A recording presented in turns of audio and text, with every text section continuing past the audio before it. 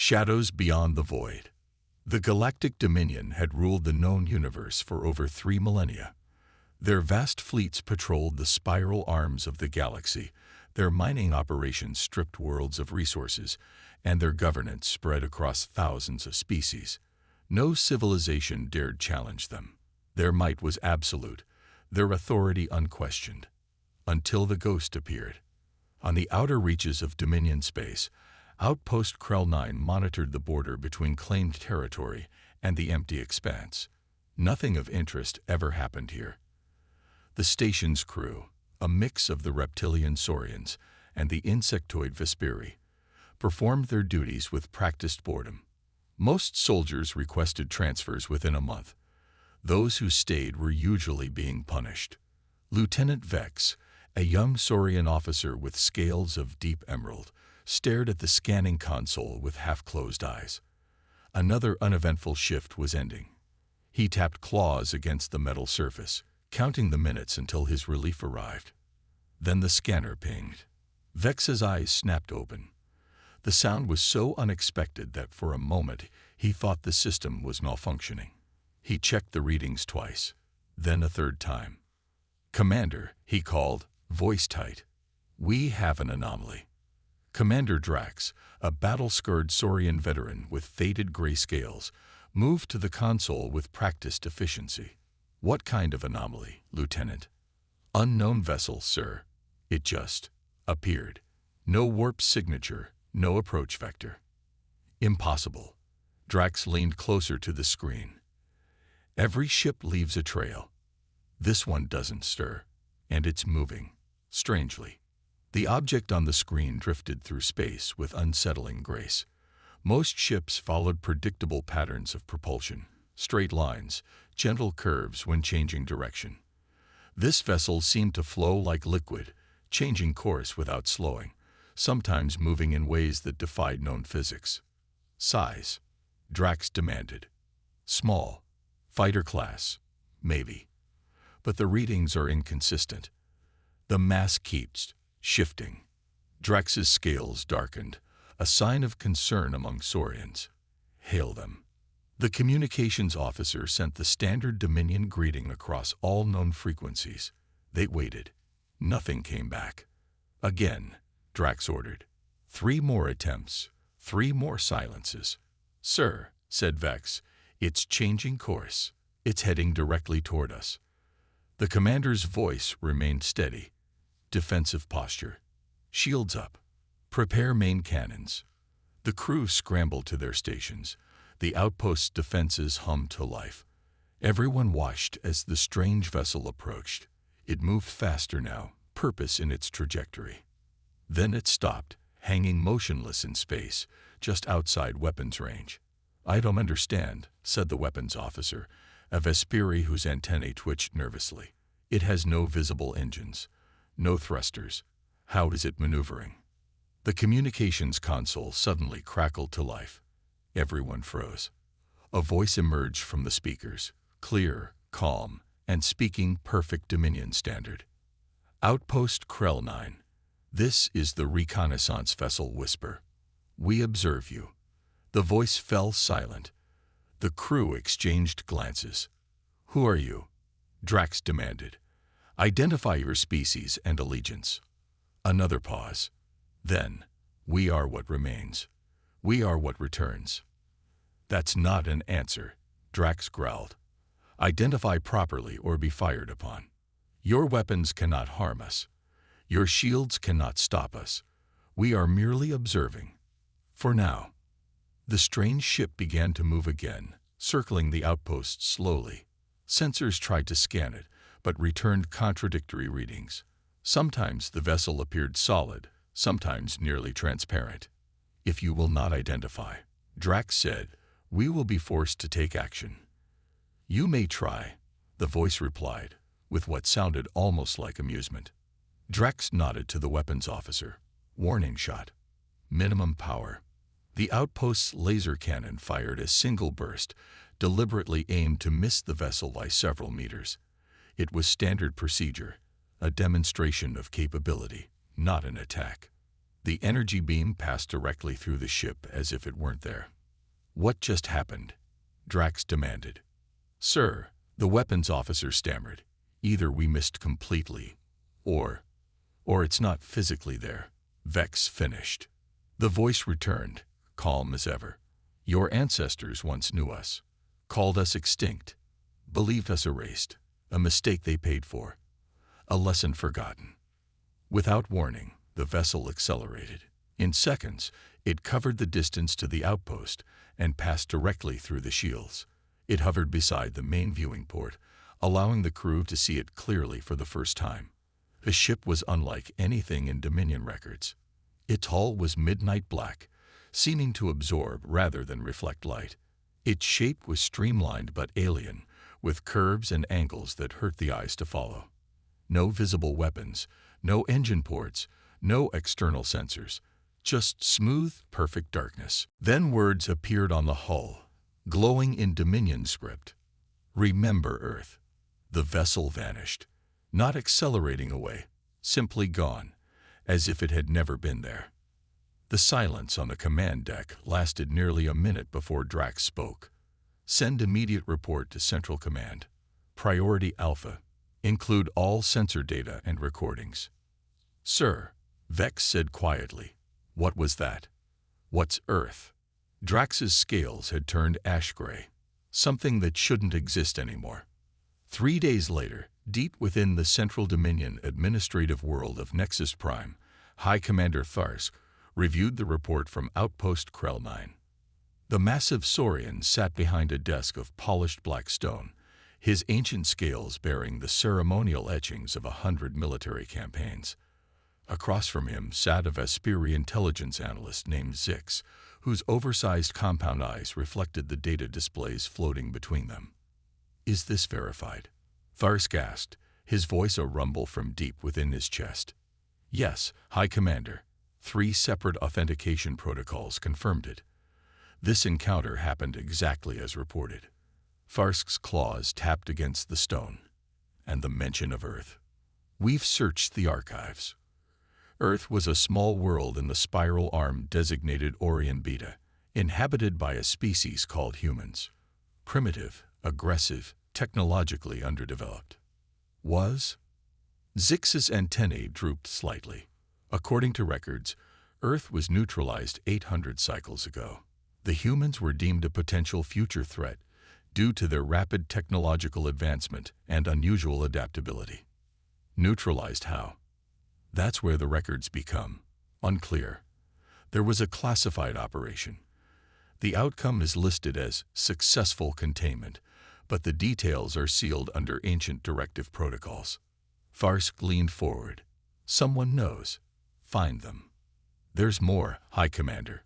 We dispatched the patrol vessel Dagger to investigate.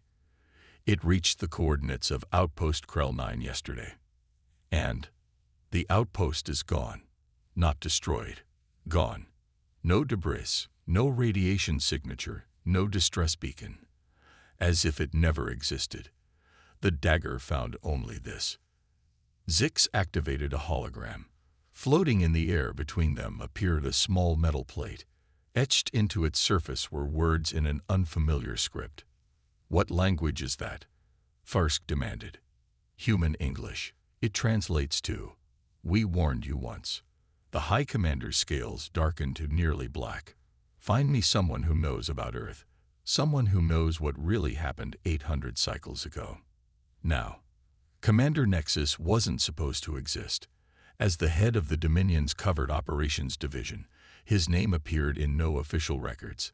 His species, a rare hybrid of Saurian and Vesperi genetic engineering, had been designed for intelligence work. Cold Saurian logic combined with Vesperi sensory abilities.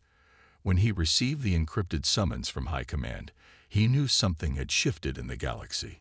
His presence was only requested when secrets needed extraction or elimination.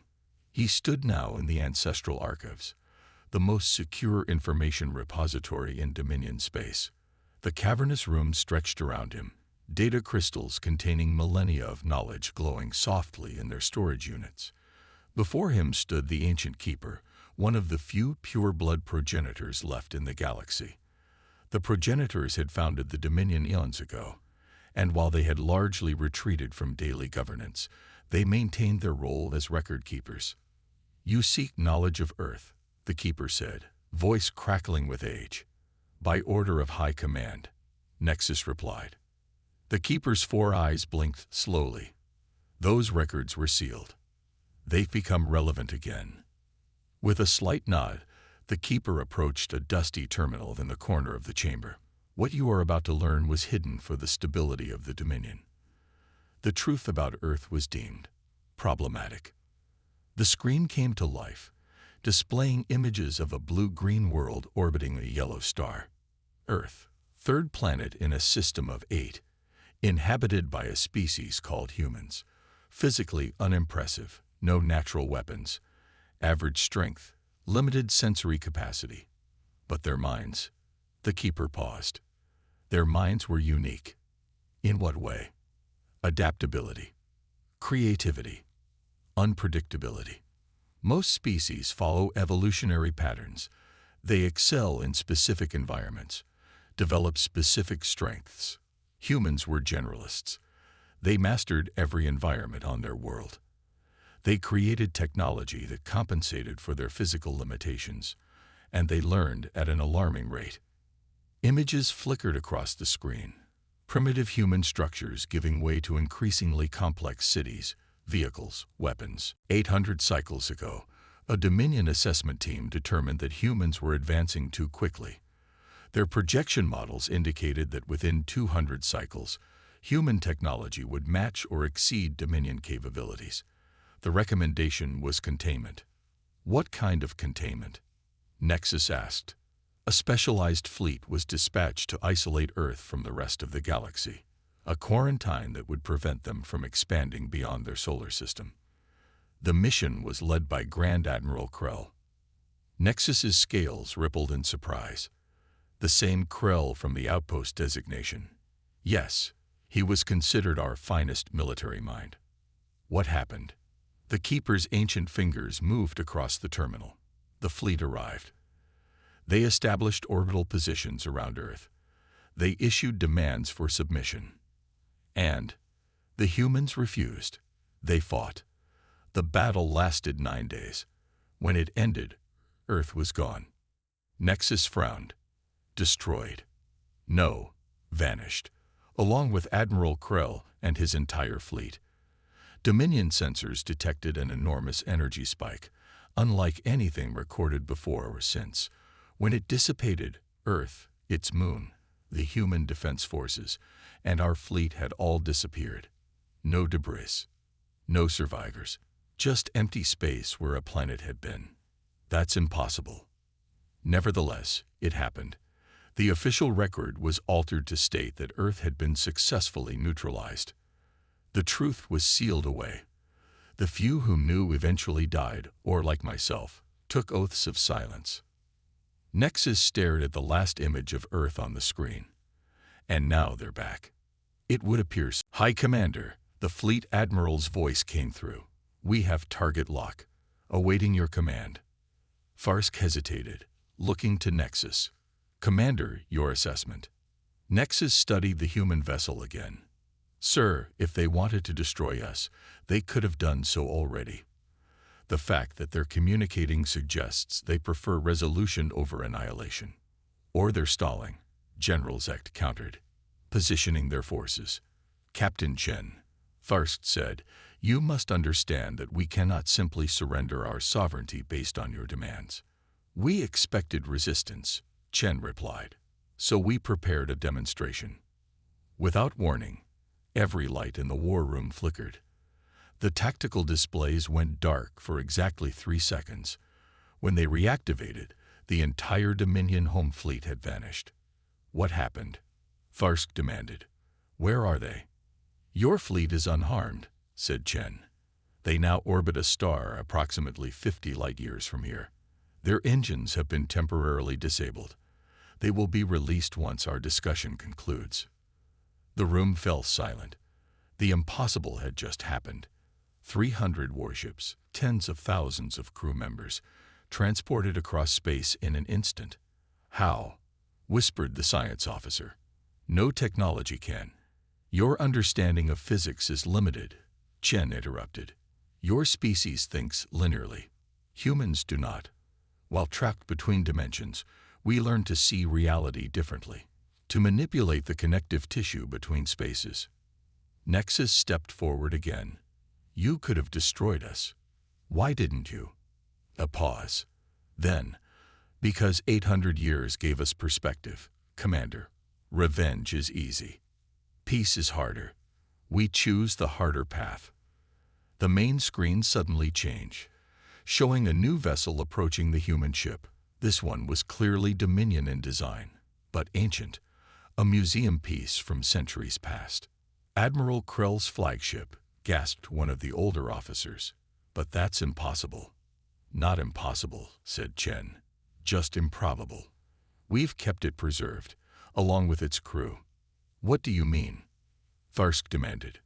When we shifted Earth, we caught Admiral Krell's fleet in the effect. They've been with us all this time, in our phase-shifted reality. At first as prisoners, eventually as guests. Some even became allies. The ancient Dominion vessel docked with the human ship. Minutes later, the war room doors slid open again.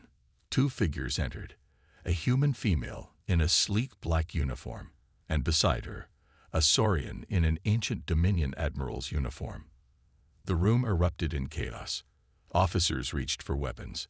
Security protocols activated. But the human woman raised her hand, and suddenly no one could move. They remained conscious, aware, but frozen in place. My name is Ambassador Sarah Chen, said the human. Captain Chen is my ancestor. This is Admiral Krell, who I believe needs no introduction. The ancient Saurian looked around the room, his scales faded with extreme age, yet his eyes sharp and clear. 8 centuries, he said, his voice cracking with emotion. My home has changed much. Ambassador Chen released her hold on the officers. They staggered, staring in disbelief at the living legend before them. Admiral Krell was the first to understand us, she explained. After years in our custody, he saw what humanity truly was. Not a threat to be contained, but a force that could change the galaxy for the better. He's been our advisor, helping us understand the Dominion's weaknesses, its pressure points. Traitor, hissed General Zecht. Krell shook his head. I have seen what humans can do, General. I have witnessed their technology advance beyond anything the Dominion could imagine. If they wanted vengeance, none of us would be standing here. Ambassador Chen moved to the center of the room. We've established contact with every major world in Dominion space simultaneously. Our terms have been transmitted. You have one standard cycle to consider them. Accept, and together we can build a new galactic order based on cooperation rather than conquest. Refuse. She didn't finish the sentence. She didn't need to. Let me be clear, she continued. Earth could have remained hidden forever, safe in our pocket of reality. But we chose to return, not from anger, but from hope. Hope that together we can create something better than conquest and submission. High Commander Tharsk straightened to his full impressive height. And if we refuse these terms, if we fight? Admiral Krell stepped forward. Then you will lose, Commander. Not because humans are cruel or bloodthirsty, but because they have mastered aspects of reality the Dominion cannot comprehend. I have seen their home system, planets, and moons phase shifted into perfect defensive positions, cities that exist in multiple dimensional states simultaneously, weapons that can remove targets from reality itself. You fear them, Tharsk observed. No, Krell replied. I respect them. And after 800 years among them, I understand something the Dominion never did. Humans are dangerous not because they are aggressive, but because they are optimistic. They genuinely believe the galaxy can be better, and they will remake reality itself to make it so. Ambassador Chen nodded to Admiral Krell, then turned back to the Dominion leaders. We will return in one cycle for your answer. Both visitors turned to leave. At the door, Chen paused and looked back. One more thing. To demonstrate our commitment to cooperation rather than conquest, we've returned something to you. The tactical display activated once more, showing the 6 Dominion outposts that had vanished over the previous days. All had reappeared, intact, at their original coordinates. They are unharmed, Chen said. Your personnel will report that from their perspective, no time passed at all. Consider it a gesture of good faith. After they departed, silence hung in the war room for several long minutes. Finally, Nexus spoke. High Commander, I believe we must seriously consider their terms. Surrender to primitives. General Zecht spat. Never. Not primitives, Nexus corrected. A species that has evolved beyond our understanding. They don't need to destroy us to defeat us. They can simply remove us from reality. High Commander Tharsk moved to the window overlooking the capital city below. Millions of lives under his protection. Billions throughout Dominion space. Prepare a council meeting, he said quietly. All species representatives, all military branches. We have decisions to make. As the officers filed out, Nexus remained behind. Sir, there's something else you should know. Tharsk turned. Speak. In the archives, I found references to other species the Dominion contained over the millennia. Dozens of them. If humans could return, then others might as well. Tharsk finished the thought. The ghosts of our empires past, coming back to haunt us. Perhaps not to haunt, Nexus suggested. Perhaps, like the humans say, to build something better. Outside the window, the massive human vessel hovered silently above the city. No weapons deployed, no threats made, just waiting, patient after 8 centuries of preparation. Tharsk's scales shifted to a contemplative blue. 800 cycles ago, we tried to erase humanity from the galaxy. We failed. And now, they return not as conquerors, but offering partnership, albeit on their terms. What will you recommend to the Council, sir? The High Commander watched as smaller human vessels began appearing throughout the system. Elegant black ships that moved like liquid shadow through space. The truth, Commander Nexus, that we face a choice between adaptation and extinction. The humans have given us a rare gift, a second chance. In all my years commanding the Dominion's forces, I've learned one crucial lesson. What's that, sir? Tharsk turned from the window, his ancient eyes reflective.